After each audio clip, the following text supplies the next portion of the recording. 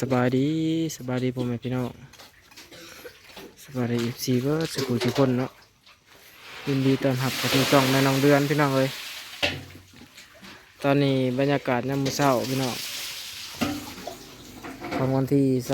28พี่น้องเลยวันที่29พี่น้องกว่า28ผ่านไปแล้วเนาะตอนนี้ฮักกะบายพี่น้องเลยหรือว่าเที่ยงคืนพี่น้อง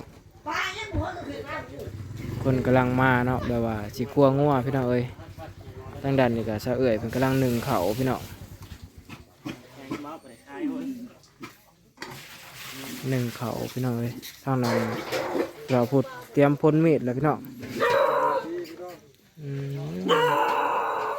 กำลังสีเห็ดกินพี่น้อง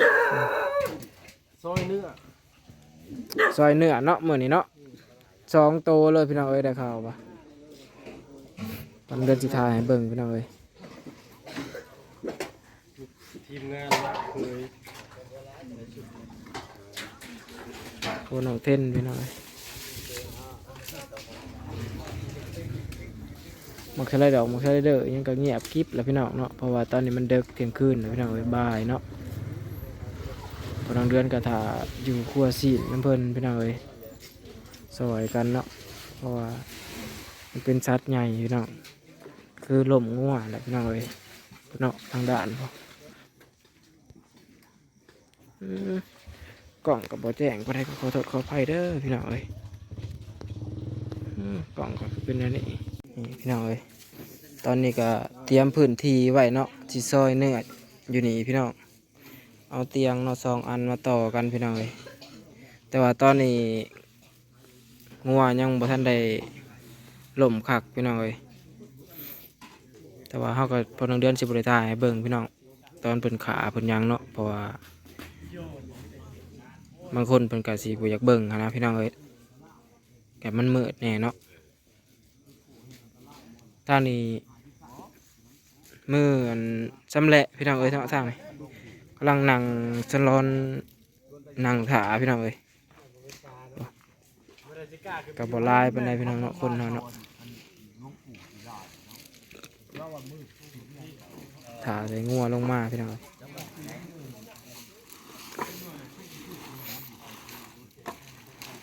ยังสว่างบ่พ่อเฒ่าเอาอีกวะเพิ่มความสว่างอีกอะใบดี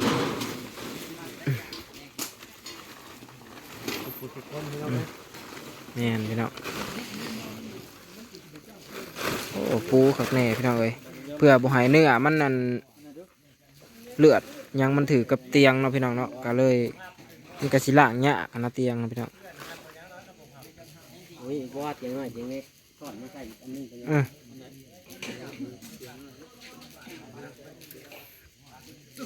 บอลนี่แหละพี่น้องบอลชีซ้ำแหละเนาะ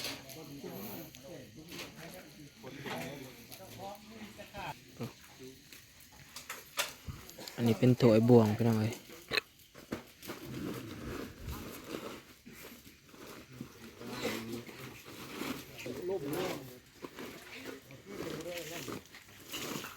เอาพุดจับเป็ดลงไปเลยพี่น้อง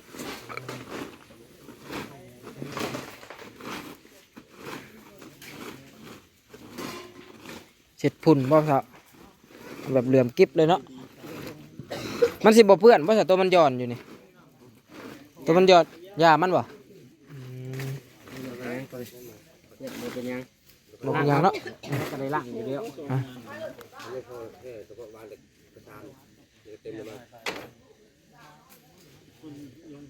ย่านบอลช่อยบอลหนังบ่พอกันว่าสั่นพี่น้องเอ้ย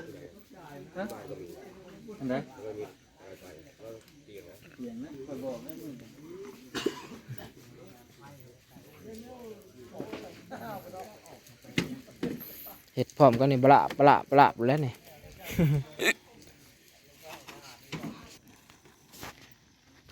พี่น้องตอนนี้ก็จะเอาใส่ผ้าตังเลยเนาะ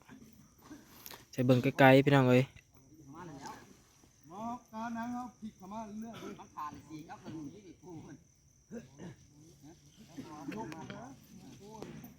ตอนนี้มันยังมืดพี่น้องก็ขอโทษขออภัยเด้อพี่น้องพอน้องเดินเปิดแฟลชบ่ได้พี่น้องเอ้ยโทรศัพท์มันจะห่างเลยเนาะ เบิ่งเพื่อสิจัดการอะไรพี่น้องเอ้ยหนาสิแลเอาแต่อันจำแลเอาแต่เนื้อมันแล้วก็สิขึ้นไปใส่เตียงที่เตรียมไว้เนาะจังพักอยู่เทิงพี่น้องเอ้ยงัวยังบ่ตายซับพี่น้อง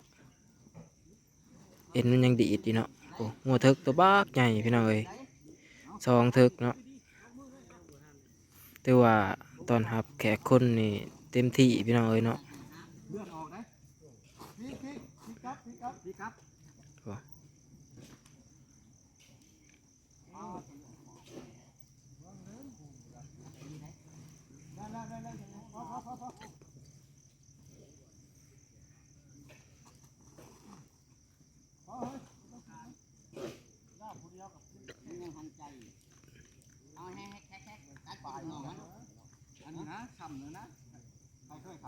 ตายบ่คักเนาะพี่น้องเอ้ยตอนนี้ก็กำลังแยกชิ้นส่วนมันพี่น้องเพื่อจะเอาขึ้นไปซ้ำและต่ออยู่เทิงเนาะโอ้พี่น้องเอ้ย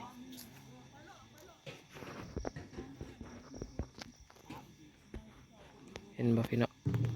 ใช้เบิ่งไกลๆเอาพี่น้องเอ้ยคนกำลังหุบกันพี่น้องเนาะ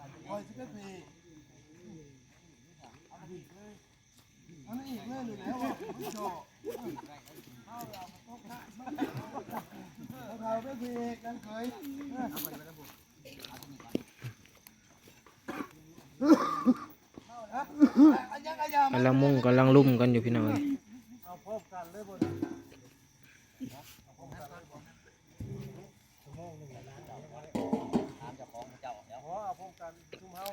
พี่น้องเอ้ย ก็แบ่งเป็นสองทีมเหมาทีมปลากับทีมซอยกับตรงนั้น เป็นทีมซอยเลยท่าน เนาะ ก็อุตสาหกรรมปลากับปลา พี่น้องเอ้ย ข้าเพื่อไปลบหลุมข้าแล้วเนี่ย แม่นเลยต้องแบ่งกันไปกะน้ำเนาะไปซอยเนาะจังไว้เพราะว่างัว2 โตวพี่น้องเอ้ยตอนนี้มันก็ ซอยมันไทย ตอนนี้มันก็สิเข้าบ่าย2แล้วเด้โอ้พี่น้อง เบิด4แสนก็500ยังยังซื้อ100อยู่จักแสนแหละ7แสนแหละ1,000 กว่าบาทเลยน่ะไปซื้อมาใส่ในตี้ซะนะ มาพี่น้องเอ้ยจะได้กะมาถ่าอยู่แค่พี่ละพี่น้องเอ้ยอยู่เตียงพี่ละบอลสีซอยพี่ละหาบอลนั่งก็พี่น้องเป็นจัดเรียบร้อยเลยพี่น้องเอ้ยเลี้ยงเรียบร้อยแล้วเนาะตอนนี้พี่น้องเอ้ยบอลสีซอยเนาะประจำที่บอลไพ่บอลลาวพี่น้องเอ้ย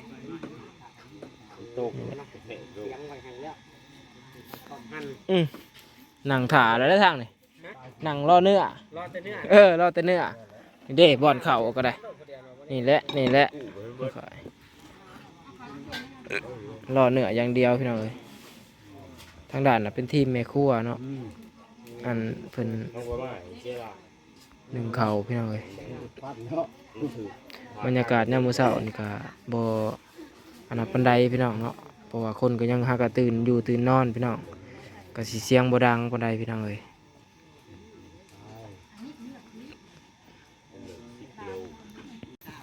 ล่าสุดเนื้อมาแล้วพี่น้องเอ้ยตัวขาเดียวเต็มกระมังเลย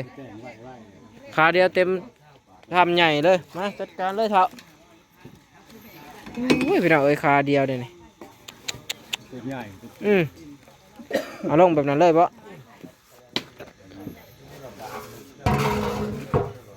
นี่พี่น้องเอ้ยมือสำเร็จเนาะนี่พี่น้องเอ้ย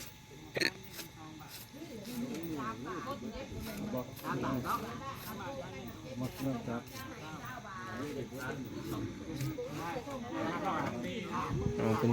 ตอนแล้วก็มาหั่นอีกพี่น้องเอ้ย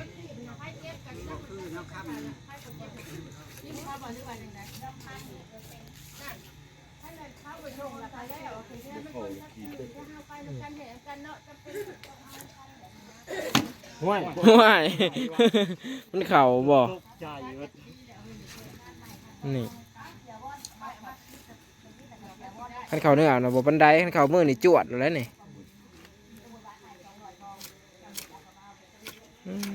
เบิ่ง ง่วงง่าย แต่ขาสำเร็จในการนั่นแหละพี่น้องเอ้ยเนาะมืออาชีพผู้ เลยเห็ดปะนี่ เจ็ดเจ็ดเจ็ดเจ็ดพุ่น เล นะ ยยังออกเลย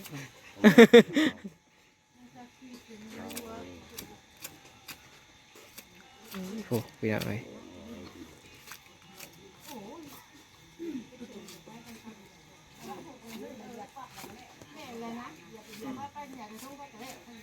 ออกเป็นบีนะนี่เลยคักคักคัก มันกินลิตรแล้วเอาตักใหญ่ไปเปลี่ยนให้ลิตรแล้วลิตรตะขี้ไม่ดึงเข้ามา อืมเอาไปแบ่งทางไหนนั่นพี่น้องเอ้ยนี่แค่คาเดียวพี่น้องเนาะยังอยู่3 คาพี่น้องเนาะสำหรับตัวนี้เนาะอีกตัวหนึ่งอีก3 คาแล้วก็อีกตัวหนึ่งเนาะ ไอ้คนแทกจะชดเจ็บ โอ้พี่น้องทีมแม่ครัวทีมมันมียิ่งกับหนึ่งเขาพี่น้องเนาะถ้าหับส่วงต่อหลังจากที่เฮามันซอยแล้วพี่น้องเนาะพี่น้องมาเฮานี่ก็สมมาพาควรแล้วเนาะพี่น้องพอน้องเดือนก็สิได้ซอยเนื้อพี่น้องเอ้ยเห็ดก้อยเห็ดจำอันเห็ดลาบเห็ดหยังนั่นแหละพี่น้องเอ้ยเพิ่นว่ามีสิมีแต่เมนูลาบกับต้มบ่ถามมื้อนี่ เออเห็ด เมนูมี2อย่าง เห็ด2 เมนูเพิ่นว่าพี่น้องเอ้ย บ่มีลาบข้าว พี่น้องจะได้กับพ่อกันคลิปหน้าอีกพี่น้องเอ้ยสำหรับคลิปนี้กับสบายดีพี่น้อง